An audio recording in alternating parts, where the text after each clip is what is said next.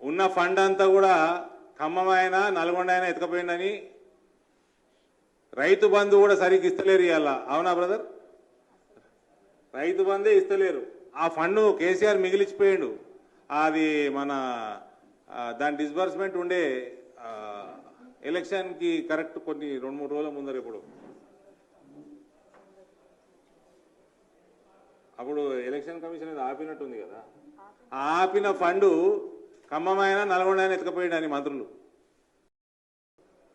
ఉన్న ఫండ్ అంతా కూడా ఖమ్మం అయినా నల్గొండ అయినా ఎత్తుకపోయిండని రైతు బంధు కూడా సరిగ్గా ఇస్తలేరు ఇవాళ. అవునా బ్రదర్? రైతు బంధే ఇస్తలేరు. ఆ ఫండ్ కేసీఆర్ మిగిలిచిపోయిండు. అది మన దాని డిస్బర్స్మెంట్ ఉండే ఎలక్షన్కి కరెక్ట్ కొన్ని 2-3 రోజుల ముందర ఇప్పుడు అప్పుడు ఎలక్షన్ కమిషన్ అది ఆపినట్టుంది కదా. ఆపిన ఫండ్ ఖమ్మం అయినా నల్గొండ అయినా ఎత్తుకపోయిండని మంత్రులు.